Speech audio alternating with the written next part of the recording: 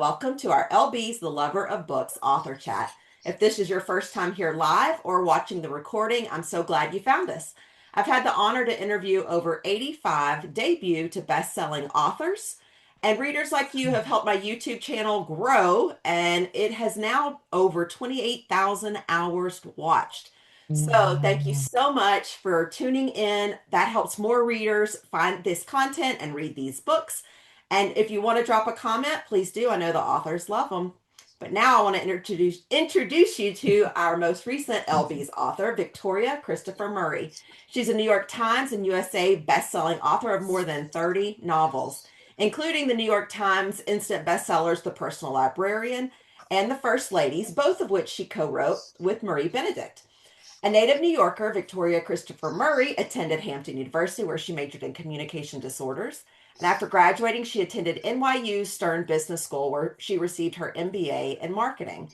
She spent 10 years in corporate America, tested her entrepreneurial spirit, but then in 1997, she wanted to pursue that dream of writing. Over her career, she's received numerous awards, including the Phyllis Wheatley Trailblazer Award, the Delta Sigma Theta Osceola Award, Osceola. Osceola Award for Excellence in the Arts, and Go on the Girl Book Club Author of the Year, 11 African American Literary Awards, and 5 NAACP Image Award nominations. Y'all, I'm telling you, we are so lucky to have her here tonight. Thank you so much for joining us, Victoria. I'm so happy to be here. I'm so happy to be here. Thank you for having me. And we set this up a long time ago, so I'm excited. We are very excited. I think this is a great month, Black History Month, to talk about this book because there are so many amazing Black writers and just people in this book that you may not have heard their name, but now you're looking them up. So I love that. Can you talk about what it was about this time period that drew you to this book? Yeah, you know what it is? This was my third historical book, and it was the first one that I was writing as a solo author. And so I'm so glad you asked that. What was about the time period? Because I found the time period first. Ah, I always look for where would I want to write. And the 20s and the 60s just interest me, probably for the same reasons. I'm an author and I want to talk about the fashion and the music and the language. And they were both politically wrought times. So I like that too. So I started first with the time period. And I started in the 20s and I just looked in the 20s in different cities across the country. And I was looking in the 60s too. So, like in the 60s in Washington, D.C., I said, oh, maybe there's a story about the March on Washington, some hidden figures with that. And then I bumped the 20s, New York bumped into the Harlem Renaissance. okay. And so I Describe that really bump. wish, What's that bump? What does that mean? well, I was looking up the 1920s, Uh-huh. looked up New York, what was going on in New York in the 1920s. And as I was just researching, the Harlem Renaissance was going on in New York in the 1920s. So I wish I had a more intellectual way I discovered it, but really that's what happened. And so I said, Harlem Renaissance, that's perfect for me. I'm a writer, but I said, oh, I know everything about the Harlem Renaissance. I know all I'm a writer. I know it all. So, but something told me to Google, and Google is not the way you do research. But just to start, I Googled women of the Harlem Renaissance. Mm-hmm. And Langston Hughes came up, County Cullen came up, and I was like, I said women, stop being a misogynist. Really? Like I thought at one point that maybe I had typed it in wrong. Yeah, And their maybe names, it just corrected or something. Yeah. yeah, and it was their names. But under Langston Hughes, he had a quote. Jessie Redmond Fawcett was the literary midwife of the Harlem Renaissance. And I was like, wow. I mean, that is so interesting. There's so much packed in there. Never heard of this woman. Literary midwife? What does that mean? Right. And I started down the rabbit hole, and there was no doubt because everything I discovered about Jessie Redmond Fawcett, I was like, why didn't I know? As a Black writer, why didn't I know about the first author of a Black middle class novel? Yeah. Crazy, right? It is crazy that we don't know about her. And I'm assuming you left the Google research. And then Yes. where did that take you? Because now you've got to dive into Jesse. Yes. So the first thing I said is I need to get to Harlem. I'm from New York, but I had never lived in Harlem. So I ended up spending 5 weeks in Harlem, New York. I didn't want to leave I did not want to leave. And I go back often because I don't think I've really even left that book. It's hard to leave it alone. And I wanted to go to Harlem for a couple of reasons. First, a lot of the buildings are still there. The church where County Cullen's father still there. Salem Methodist still standing. Jesse's first apartment in New York still there. The brownstone is still there. The YMCA still there. W.E.B. Du Bois apartment building, not only is it still there, it's a historic place, still there. And the 135th Street Library is now called the Schomburg Research Center, and it has the largest collection of African American history in the world. And so I was able to go there and find anything I wanted to find. So I read every issue of the Crisis magazine from October 1919 to the summer of 1925. And the reason I wanted to read the Crisis magazine was because I was trying to get the language. I Mm-hmm. knew I could get you into Harlem with the way I could write about the fashion and the music and the kind of cars, but I really wanted you to feel like you were in 1920s in the language. But so when I say I read every issue, I read every single article. I read every single ad. I read everything. I was so surprised at some of the stuff. I found all the ads for the new colored colleges, because remember, this was only 50 years after emancipation. So Right. it was really a new time, a very heady time. And then I read two biographies about W.E.B. Du Bois, Pulitzer Prize winning, by David Levering Lewis. And I wanted to read that because his papers, W.E.B. Du Bois, Langston Hughes, all of their papers, they were considered to be important in history. So all of their papers are gathered someplace. A W.E.B. Du Bois at the University of Massachusetts at Amherst, some at Atlanta University. There's no place, nobody kept any records of Jesse. But if you read about W.E.B. Du Bois, you will almost always find Jesse in there. So I read all of that. I read Langston Hughes' biography.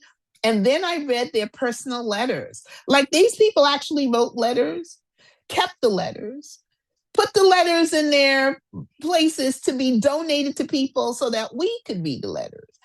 And I read one of the letter he had written to Georgia Douglas Johnson that let me know that they had had an affair. And after I read that letter, I called my daughter and I said, listen, if you want me to give you any money, you better burn everything I have ever written. When your mama's time comes, burn down my condo. I don't want anything left. So I am not going to be one of those people. And there's a gentleman, Paul Coates, who has a publishing company, Ta-Nehisi Coates' dad. And whenever he hears me say that, he gets really annoyed with me because he says, Victoria, if those people had burned their letters, we wouldn't have the history. History is built on everything that we leave behind. You have to leave everything behind so that people could keep building history. And he's right. He History's is just gonna have right. to. Don't He's burn absolutely. anything. Don't let He's her burn right, but anything. history's gonna have to move forward without me. No, we need it. We need it. I'm burning Well, everything. I'll see you tomorrow at Bookmarks and we'll have this discussion again, I will say. But I love that you said that you wanted to read the words. You wanted to read what it was like then. And that's really what Jessie told her student about the French poetry as well. Yeah. Yeah, and I mean, that's what she said. She believed that if you had a love of language, you couldn't tell anybody you had a love of language and speak only one language. Right. And she felt that speaking more than one language made you pay attention to words. And I just think that's so beautiful. Here I am, I speak one language, but if she had been my mentor, I would have been speaking several languages. And she really did have parties, those salons at her home where they could come, once they walked over the threshold, they could only speak French. I wanted so bad to be at that party for women's right to vote, the celebration. Yeah, Just the women in that room was oh, what a time. Okay, I so let's know. get to Jessie and her background because she is not your normal person either. So talk a little bit about where she came from that got her into the spot as the literary editor of The Crisis. And you know what's so great about what you just said, that she's not your normal person? She's not your normal person today. Right. So 100 years ago, 50 years after emancipation, I always talk about her as a woman of first. She was the first young Black woman to graduate from the Philadelphia High School for Girls, which is still today a prestigious school. She was the first Black woman to graduate from Cornell University. She died believing she was the very first Black woman to be Phi Beta Kappa. And because there was no internet or anything, she didn't know Okay. that. Hmm. And then she was the first Black woman to go to La Sorbonne from the United States and go study there. She became the first literary editor and the only literary editor ever of the Crisis magazine. He never replaced her. So there has never been another literary editor of the Crisis magazine. And then she was the first person to discover just about every single Harlem Renaissance writer that we know, which is crazy to me. She discovered them all before they had ever written their first words. And Which, that's one of the things I loved about writing the book. I got to meet the legends that I admire as children. I mean, what an eye, like to, I mean, and that goes perfectly into the midwife Now we description, know why he said bringing it, them, right? right, bringing these literary geniuses into the world. That's what she did. I mean, That's what she did. And you know what's so interesting about that, too? I always say I'm not convinced that there would have been the literary side of the Harlem Renaissance without Jessie Redmond Fawcett. Like some people say, and this is why there were no other women. There were no other women there. It was all men. oh, All men, and they, started erasing her a long time ago. The men were erasing her.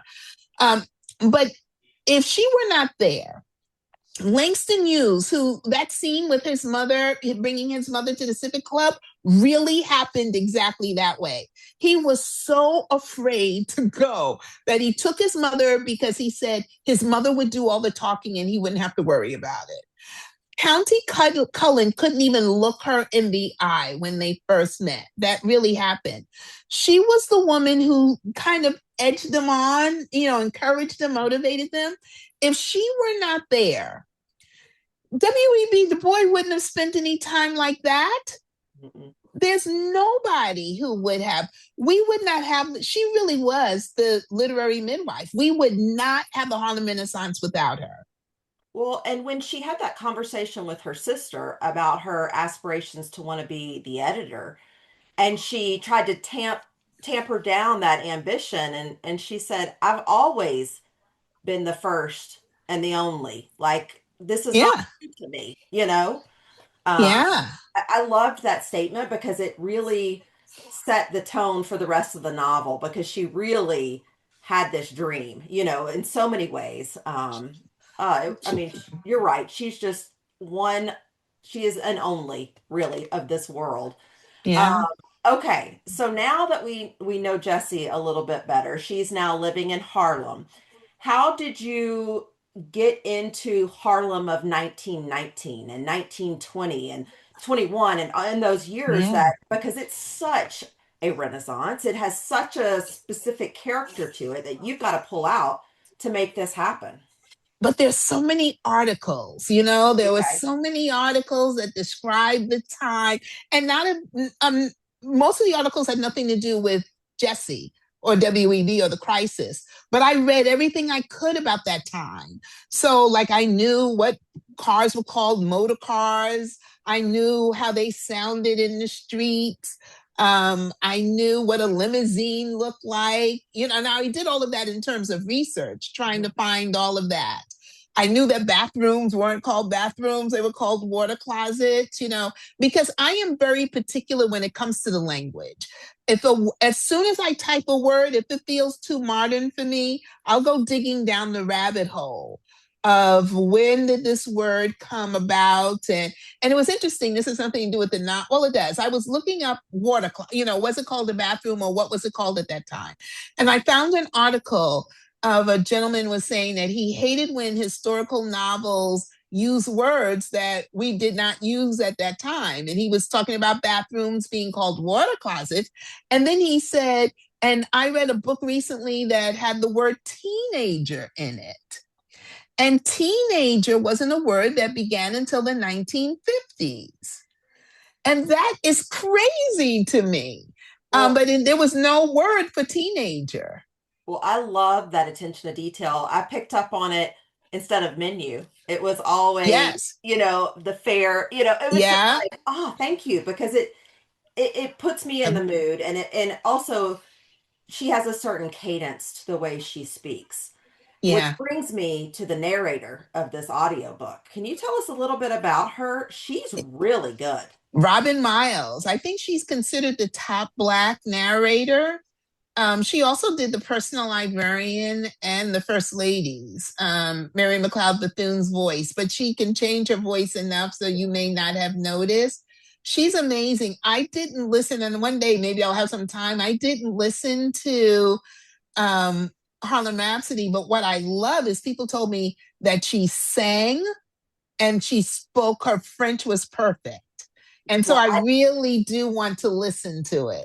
well, I cannot say that the French is perfect because just like you, I speak one language. Sorry. But I will say, I when she sang that first time, it was like, wake up. I mean, because you'll a lot of times you'll just hear it, lyrics read. I mean, Yeah, I would have read it. just Yeah. reading the actual words. But when Yeah. she sang it, oh, and then she would put in, like when they're at the club, it was different. It wasn't like a hymn. I mean, it was like you were in that club listening. Oh, I got it. Yeah, I've got to Yeah. listen to it. You've got to. It's really all immersing. Yeah, and Really. she's one of the top ones. I know people who go to look for books based on her reading. Like Mhm. she's that well known now. She's so good. Well, I think not just that narrator and the music, but you also talk about fashion, your love of fashion in this, and it really did come out to me as a very important part of the book, and it also brought me so much joy because she was loving it as well. Like Jess, she would make comments about going into the church, and it just seemed like its own flow throughout the novel. And I wanted to pay attention to details because at one point I was reading and, I had them wearing stockings. I probably haven't worn stockings in like 40 years, seriously. But they were, and then I read something about how they had the seams up the back. And I remember that a little bit with my grandmother. And I was like, wow. So I wanted to put in details like that, even if I only mention it once, so that I wanted you to feel like you were in 1920s Harlem. That was the biggest thing. I wanted Harlem to be its own character in this book because I felt it was important. There was a lot of not very good stuff going on in the United States during that time, and there was just this little corner in New York where you had all of these people because remember it was only 50 years after emancipation. Mhm. Less than 10% of Black people had graduated from high school at that point, and there were still so many people alive who had been enslaved. Even if they had been enslaved as children, they were still alive. And so this group of people, they were not like the other people. And it was Mhm. just a special time that I really wanted to capture in the book. And then all of a sudden, she gets this news of the Tulsa massacre. So they have this bubble of literary excellence going on, and then all of a sudden, this outside hatred happens, And I think it also flowed into where you mentioned you first exist as a Negro and second as an American. And that Yeah. started to cross there for me and understanding, because you brought in this piece of history that affected the nation. You know what's so interesting? That is called double consciousness, that was written and talked about first by W.E.B. Du Bois in his book, and I think it was 1903 that he wrote The Souls of Black Folk. And then when I was in high school, I read The Soul of Black Folk, but I was 14 years old, and I can tell you now that I didn't know what was going on in that book. I thought I did. I passed the test and everything. But reading it now, because I read it again because I wanted to get his voice and his understanding and everything that was going on, I really understood what double consciousness was. I really understood how you lived into America because I could feel it. I could feel it from my own experiences, but I had never put a name on it. Mhm. And so yeah, they were not like other black people in the country, and they knew it. And W.E.B. Du Bois felt that they had a special responsibility because they had this privilege to do everything they could to bring their race along. What are your feelings about W.E. Du Bois? Because at times you have to be very, you know, by the Yeah. facts. And then other times, you're dealing with personal relationships and how you might feel about him as a person. So, how did you deal with that within this novel? I mean, I probably went through the whole spectrum. You're the first person to ask me this question, and I'm so happy because I probably went through the whole spectrum of feelings with him. And what I mean by that is when I discovered that he was having an affair, I was like, really? You are W.E.B. Du Bois. How can you be having an affair? So I had to reconcile it in order for me to write it. Right. And I was really glad that I got to this point. I was like, wait a minute, just wait a minute. First of all, we are all human. He was born the same way I was born. And so I got to see that he was an ordinary person, just an ordinary person who had accomplished extraordinary things. And I think that's how I will look at people from now on. Ordinary people, extraordinary accomplishments. And when what they do being ordinary doesn't take away from their extraordinary accomplishments. And then I had to think about, well, would my life stand up under the scrutiny of somebody writing a historical novel? Absolutely not, which is why I'm going to burn everything. Because I don't want people sitting on Zoom 100 years from now saying, girl, did you read what Victoria Christopher Murray did? So how could at least he didn't burn his papers. I'm burning mine. So how could No, I judge? no, they're going to say, and, excellent. Look what else he did. That's what we're going to and be now saying. I'm going to keep saying that because I know it's going to get to you. But he didn't burn his papers. He didn't even burn the letters that talked about his affairs. Because I think he understood he was a complicated man and you were going to just take him away. So that's when I started coming towards the middle. And then I started looking at what he did. And when you read The Souls of Black Folk, you will understand that that man, and even in the book, he says he doesn't know if he should have been married. He believes he was born for one purpose, and that was to fight for equality across the globe, not just in this country. And then I was able to give him so much grace after that because he was he was definitely the most educated Black man, but he was probably close to being one of the most educated people during that time. He had an undergraduate degree from Fisk University, and then he wanted to get his master's. So he went to the University of Amherst, and they said, we're not taking those credits from that colored college. And so he said, okay. And he went to Harvard and they took some of the credits, but he still had to get another undergraduate degree from Harvard. Then he got his master's from Harvard. And then he was the first Black man to get a PhD from Harvard. Then he went and studied in Germany. He was really one of the most educated people. And it was all around sociology and everything he could to improve the Black race. And then not only in this country, he traveled the world. Like he could have been elected the president of the world at that time because everyone knew him everywhere. And the difference between him and like Martin Luther King had an entourage of Ralph Abernathy, Andrew Young, Jesse Jackson. W.E.B. Du Bois traveled alone by himself on like 3 week trips, ocean liners to Africa, knocking on the doors in different countries saying, "You're colonizers," and trying to teach the people there, you are being colonized. They are taking your resources. Don't let them do that. And that was his purpose. His whole purpose in life was to fight for equality. And he probably never should have been married. So I went from, "Are you kidding me? You're having an affair," to me understanding how art needs to be used as activism. The word was propaganda in 1920, but it would be propaganda. To me now thinking, oh wow, W.E.B. Du Bois was talking to me. I need to use my art as activism. My writing has to be my resistance. During a time when they're trying to erase history, I need to excavate Yes. my history. As they try to ban one book, I have to figure out a way to write 2 books. And so I went from being really pissed at him to realizing that he was kind of talking to me through my research of what I need to do with this gift that I've been given. And I agree, my art has to be my activism.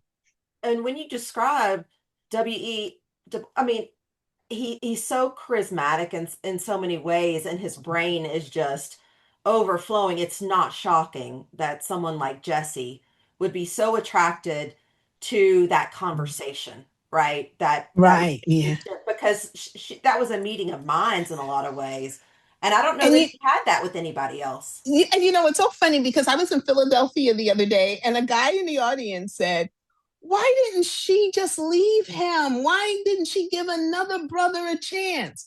I was like, he was not an ordinary Billy from the block.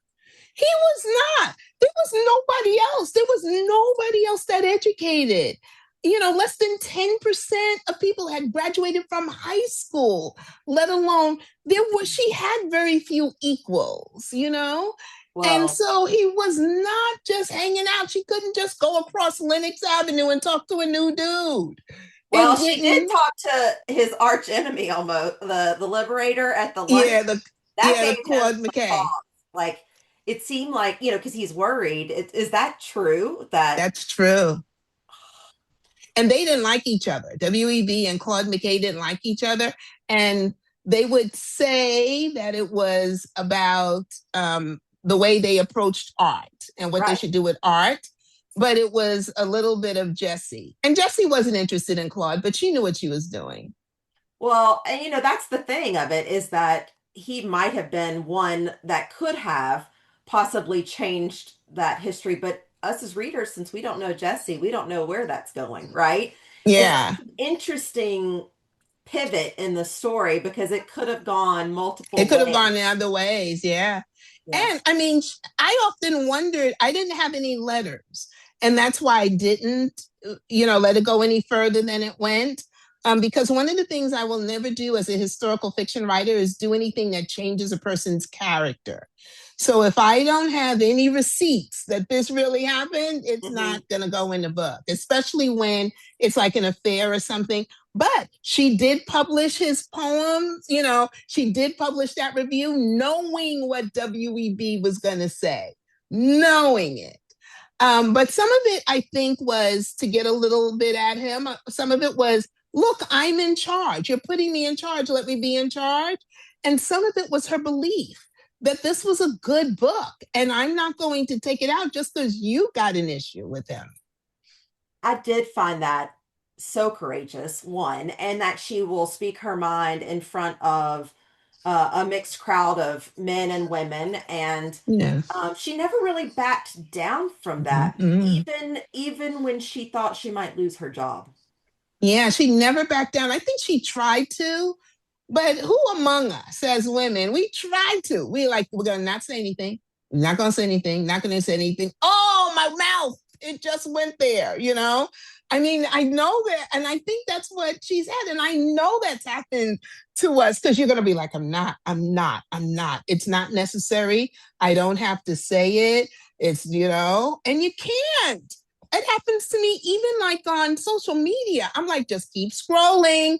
You don't have to say anything. You don't.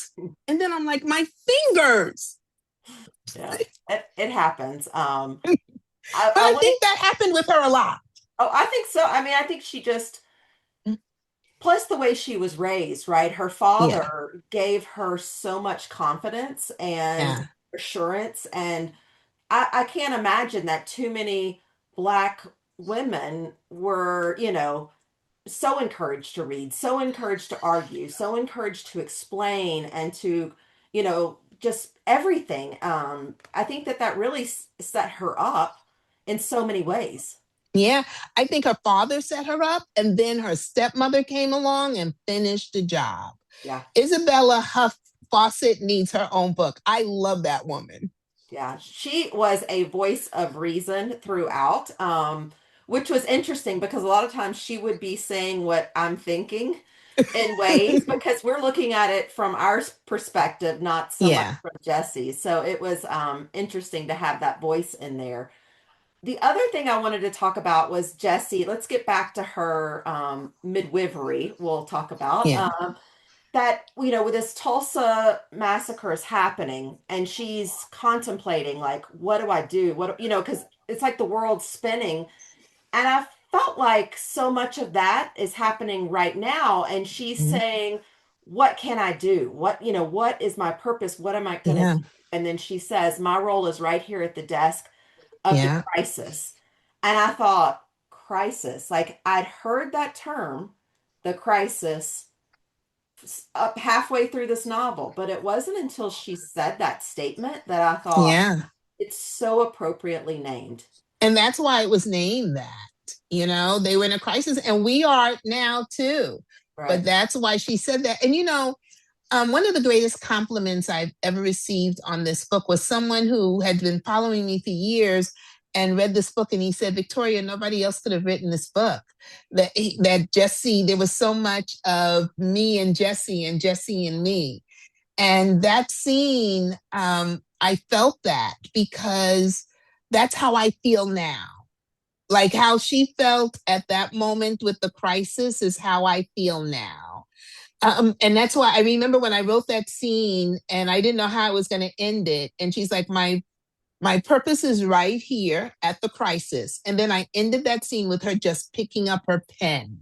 Yes. And every morning I just want to pick up my pen and just face this crisis that I feel like we're in. And that's why I say my writing is not as only as my art, my activism, my writing is my resistance. And it has given me power.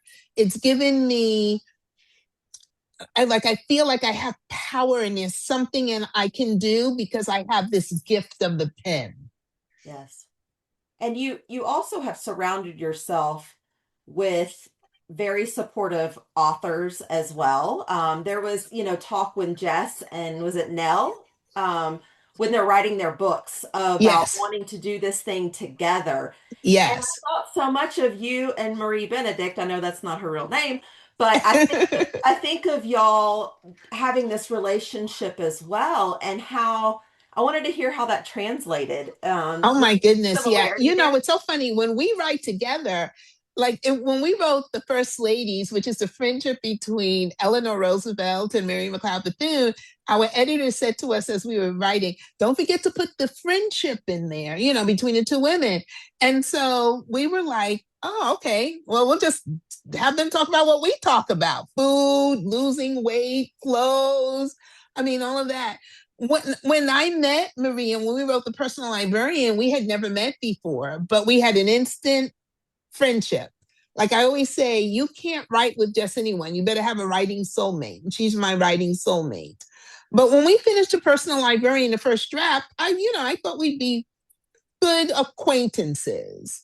And then when we were editing that book during 2020, like we went from acquaintances to best friends so fast. And what is so interesting, because somebody asked us about our new book coming out, and in an interview they said, you know, your collaborations not only continue, but they work. Like, why do they work?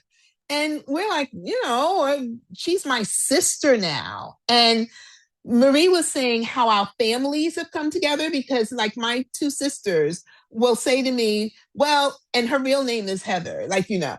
So my sisters will say to me, well, what did Heather say? Like, I was like, wait a minute, I'm the older sister. What are you talking about?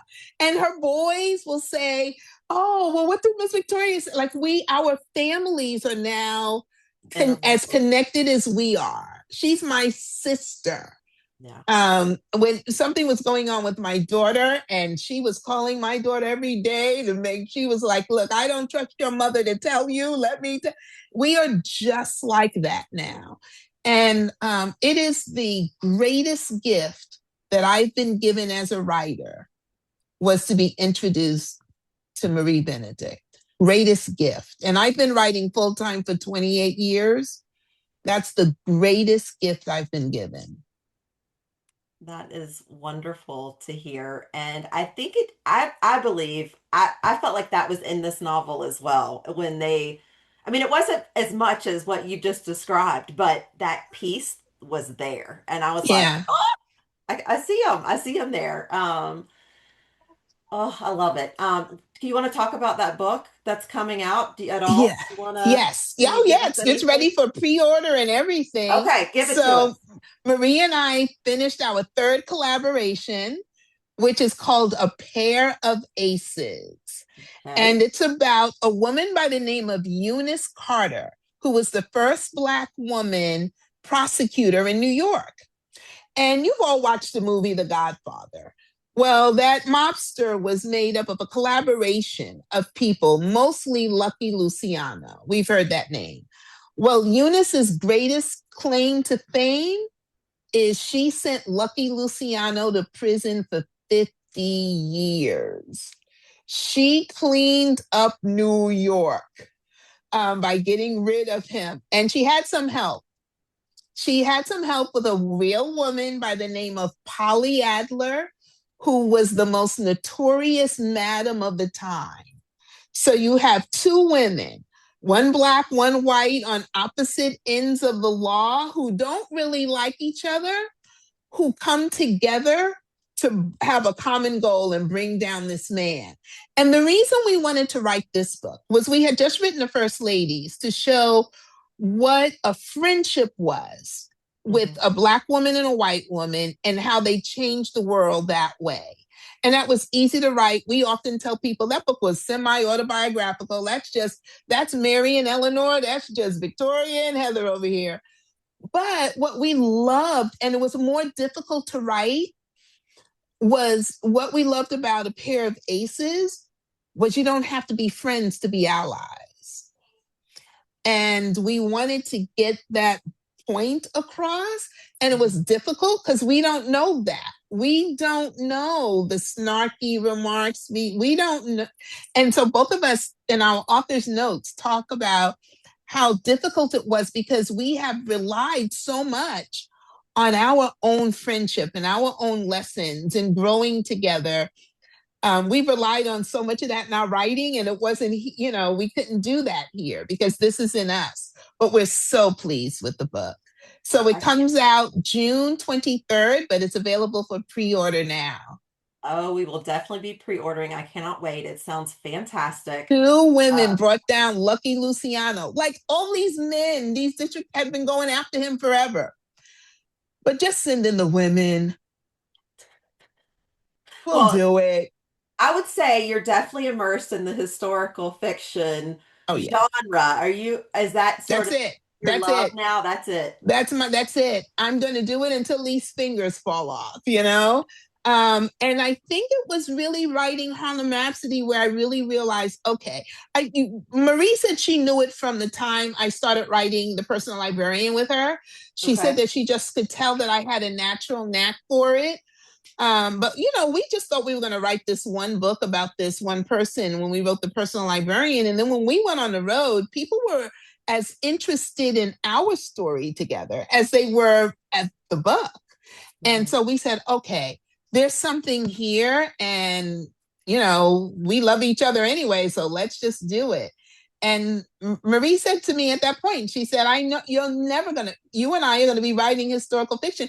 And when I wrote the first draft of Harlem Rhapsody, gave it to her, she tore it up like the big sister she was when it comes to writing. I call her the big sister. So that book is, I tell people all the time, I had a great agent who looked through it and an editor. That book is good because of Marie. She was the hardest one on me, like a sister would be. Yeah. Well, and like Jessie was for all of her students. Yeah, I mean, and I call them students, but they they really, were. they really were because they relied so much and valued her opinion so much to grow as artists. It was so amazing to watch that portion of it, the editing part of it. Especially when she said, "Give me 15 minutes." And then Yeah. she's going around the library and she's marking it up. I loved it. I loved it. And I love that Langston Hughes, that quote, because I mean, it brings it all back. How hard was it to find Jesse? I know you said like it was in W. Du Bois. It was, like, was it difficult or once you started looking, she was always there? She was always there in their notes.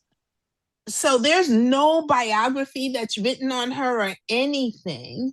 Like this book is what we have now. There was someone who wrote a thesis on her, and then David Levering Lewis, who wrote the books on WEB. Like it was through him that I found out about the affairs and I found out about everything. And here's something: when I first read his books, he had been a professor at New York University. So I was like, oh, can I get in touch with him? And um, when I got in touch with the school, they were like, oh, he's retired. Victoria, he's 89 years old. And so recently, maybe about 6 months ago, I got a call from someone at the Schomburg, I had spoken there and it was wonderful. And they said that Mr. Lewis read Harlem Rhapsody and he has requested for the two of us to speak together at a panel at the Schomburg. And we're doing it on March 20th.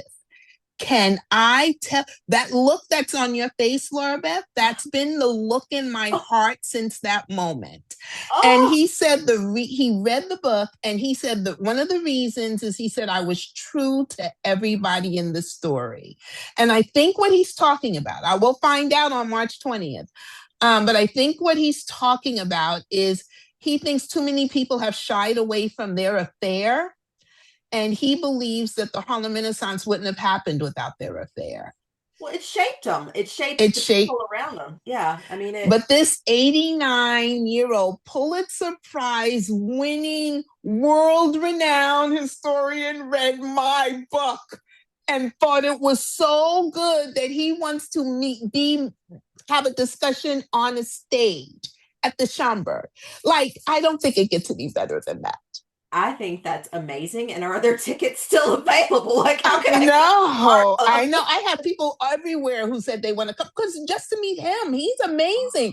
But he requested to Girl, eat girl, it up girl. because that is really something. And I'm gonna bring it right back to Jessie because when she thought she wasn't gonna like she wanted to reach out to Langston Hughes and he wasn't even at the school, but this letter's gonna get to him. And you sent Yeah, that out into the world that you wanted to talk to him, and here yeah. you And manifested, and it's I on mean, it was stage. crazy because I remember where I was. I was having lunch with my editor and my agent, and I was telling them about all of these great books he had written about the Harlem Renaissance. But I said, I really want to know more about their affair because I don't want to put it in. And his book is very definitive about their affair and where he got it from. And I said, I just wish I could talk to him. And I couldn't, but then I found some other letters. So then I said, okay, I have something else to back up what he said. And then like a year passes and he read Harlem Rhapsody. Like, how does that happen? Yeah. Soak it in. I love that you picked Jessie that you found her. Maybe she found you. I think she found me. I really do. Like it. I do. I do. I bumped into the Harlem Renaissance. I literally bumped into it. It didn't occur to me when I said, "Oh, I want to write the 20s," that there was a Harlem Renaissance. And that Right. didn't happen until I looked in New York in the 20s. Well, the other thing that I discovered so much of, because I don't think we give it enough light, is poetry. It has Yeah, really, I tend to go to a fiction novel. That's me just, too. Me or a too. memoir even, but this book really stoked my interest in poetry because of the words that were written, and one, how the narrator would narrate it, but then I'd want to see it in print because of how it Yeah. looks. Like it just.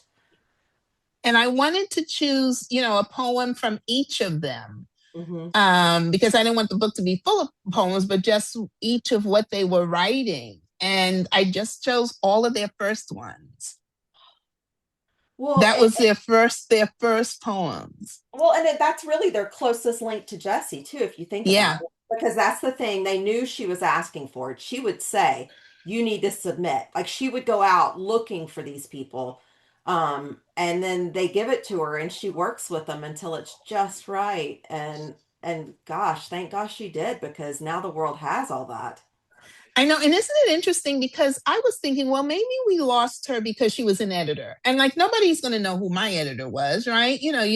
But she was the most prolific writer during the Harlem Renaissance. She wrote 4 novels. Yeah. And so I don't know why she was just lost. Well, I'm glad that you found her, or she found you. But so many of those women were. I mean, when you think about Sadie and Yeah. having a PhD in economics and can't even Yeah. get a job, Couldn't get a job. because her race is always going to outweigh her degree. And this She was couldn't get a over and job. over again. And you know, it struck me immediately as soon as I knew it. But when I listened to the speech, is that word, like, did you give chunks of that speech from the, So I could not find the speech. okay, But this is what I knew. I knew how she got to Brussels. I knew the topic of the speech. And then I read all the reviews. So all okay, those newspaper articles and everything that I listed in there, I uh-huh, just pulled out a line. I read all of them. okay. So from there, I knew what she had said. I didn't know how she had said it, because I was looking for the speech. So I just decided to write it. And my editor said, Victoria, if this author thing doesn't work out, you might be a good speechwriter one day. I agreed. I mean, to me, it was so energizing. And I thought, God, this is applicable today too. I mean, Yeah. things that she discusses and that she does give back so much to women. So much so that at the beginning of the novel, W.E. Du Bois even says, "Are there going to be any men in the crisis?"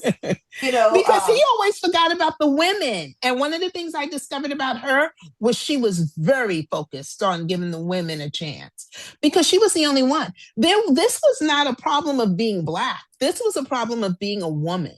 yeah, She was not going to get a job in publishing because there were no Black women, there were no white women, period. And a lot of people said, well, why didn't she just leave and go someplace else? She had one shot. yeah, She had one shot. That was it. And she knew it. yeah. Well, I cannot believe we're almost to the end of our hour. We haven't even taken Oh, questions. If y'all have yes. anything, please raise your hand while they're thinking of them. Just a few rapid fire. I can't do them all because we don't have enough time. What's your favorite singer or song of that time period? Oh, I used what's her last name? Mamie Smith. Hmm. A lot because I didn't know a lot of the music then. And so I even had to go to like Cole Porter and I mean, just all the different voices. I didn't know them, but I used her a lot. And I'm not sure if I liked her because of her songs, because even when I listened to them, they were scratchy and everything, not Hmm. used to what Yeah. but I liked her because of who she was and how she was the first. And I always love women who stand up and she was so sensual, the way she wore her clothes and things. So I like these bold, brave women. So Mamie Smith would be. That's great. I love this is a book of first women, just like first ladies, but this is like first Yeah. women. Um, this is a strange question. I don't know why I'm asking it, but when you think of Harlem, what color do you think of? Oh, What's the color? okay, so that's not a strange question. So this is weird. I didn't know anybody was as weird as me. So, no, seriously. When I get off the plane in LA, where I've lived for like 30 years, I always say it's yellow. Hmm. And when I get to New York, I always say it's green. And so I thought I was the only person who, so when I get off at different cities, I Yeah. pick, I, Well, you're as weird as me. I think I might be. So I still think of Harlem as part of New York. So I don't know why I think of green. I don't know what it has to do with green. So that may be it. That cover was a painted cover. Who gets a cover painted? What happened was my publisher, Random House, wanted a piece of Harlem Renaissance, a painting, and they didn't want to use someone else's. So they hired a painter. So when I got the cover with orange and green, I was like, that's kind of weird. Like, I've never seen orange and green together. And the painter had researched the colors of the Harlem Renaissance. I thought it was perfect. And then add that this sort of That grape burgundy the ish, yeah. burgundy chef's kiss. I thought it's one of the best covers I think of 2025 for me. Oh, thank you. Um, Toby, you have a question. Would you like to ask? I would. Thanks very much. So it's lovely to meet you, Ms. Murray, and thank you for writing this. I actually was able to use some of the text on a job interview last week, so thank you. Hopefully Oh it will help. my. That Um, was good. so it was good. So I'm wondering, so we've talked about how important the affair was for Jessie to be able to do what she did, right? And to help other writers. And then I also read your afterword and said that Jessie did eventually get married, right, to Yeah. someone. So I guess the only thing that keeps troubling me about her and her life is so she was able to be successful as a woman and as a Black woman in the community. What she wasn't was a wife and a mother. And so I keep thinking about the, you know, can you really not have it all kind of thing, right? Like Yeah. it was. So yes, the affair was important to their story, and certainly he had a cult of personality that was inescapable. At the same time, do you think in a sort of a slightly different world where she was a more traditional wife and mother like her mother wanted her to be, that she could have still been as successful a writer and a mentor? I don't think she could have done it during that time. Like the wives had very particular roles.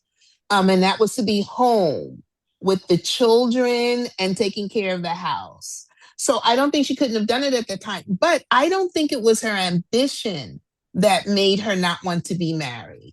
From letters and things, she had six biological siblings. She had six older brothers and sisters. Only one of them lived past the age of 20.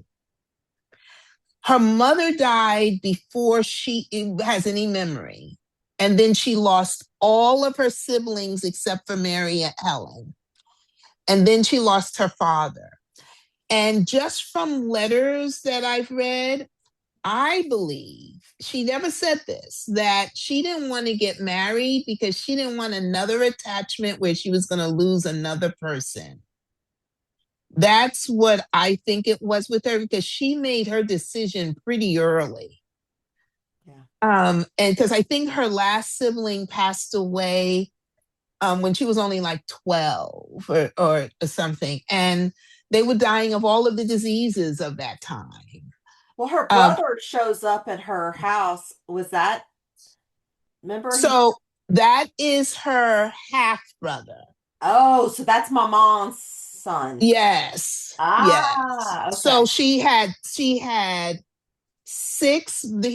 when she had six biological brothers and sisters. Then she had three half brothers and sisters and 3 stepbrothers. Because when Isabella married her father, she came with 3 children. Okay. So Arthur Fawcett, who is pretty well known himself, was her half brother. Okay. Great question, Toby. Yeah, that's a really good question. And again, this is my interpretation of things I've read. So I think she used the ambition as an excuse. Like, I don't want to be like Maman who gave up her dream. I think losing her father was like the last straw for her. And her father passed away January 3rd, 1903, 3 days after the new year began. 3 years before that same new year ended, she wrote to W.E.B. Du Bois. She didn't write to him in terms of any kind of sexual thing. She had just finished reading his book, and he was her mentor for 10 years. And so it was just so interesting to me because I don't believe in coincidences. Like 3 years before the years ended, and I think by the time she met him, she was like, I'm not getting married. So she wasn't even thinking about that with him or anybody. Yeah. I mean, it's a pretty big fear, and she talks about it several times throughout She the book. lost everybody. Mm-hmm. Like, I don't know how you could have that much death as a young person. And she never knew her mother, but she didn't, I won't say she didn't miss her because I don't know that, but Isabella filled a big void for her. Yeah. Thank you, Toby. Thank you so much for that. Ginger has a comment I just want to read to you. And she said, I just want to say that this book really made me feel so creative and flesh out my own set of books for a fiction series I want to write. Thanks for that. Oh, that's wonderful. I I thought, love that. oh, and thank you, Donna, for the compliment for me. Oh, that's what y'all are so sweet. Y'all, this has been the best night of conversation. I have just loved every second of this. Readers, y'all have had wonderful and insightful questions. I appreciate all of you. Don't forget, post a review of Harlem Rhapsody if you haven't Oh, already. thank They you. are so valuable to the Yes. authors. So please, please, please go do that. Victoria, thank you for sharing the gift of Harlem with us. Whether that be through a description or a phrase, a song lyric, a beautiful hat, or an entrancing poem. And like Jessie and so many of her students, thank you for being a writer that can change the world with words, and especially Mm. for highlighting a woman that brought out the best in people. I have just loved every bit of this. But I promise y'all, I told y'all I was going to stretch our genres. You know, I love my historical fiction, but I'm going to stretch us coming up for the next one. So, in 2 weeks, on Sunday, March 8th at 8 p.m., we're going to be discussing Ariel Sullivan's debut novel, Conform. And I'm going to try to get as much of a sneak peek out of Beneath that comes out later that month. So y'all might want to join for that. It's a national bestseller that Sarah J. Maas said it kept Yeah. her awake long past her bedtime. And here's the description. In the far future, one young woman finds herself torn between 2 loves and 2 sides of a rebellion boiling under the surface in what people describes as luminous first novel of a sweeping dystopian romance series. So get out of your norm like I am and read this book and join us in 2 weeks. But for all of you out there watching the recording, please hit subscribe. Thank you so much. And I hope to see y'all all in 2 weeks for the next author chat. You can find me, LB the Lover of Books, just about everywhere. Thank y'all so much. Thank you. Bye, everyone. Thank you. I'll see you tomorrow. See you tomorrow. Bye. Bye, everybody.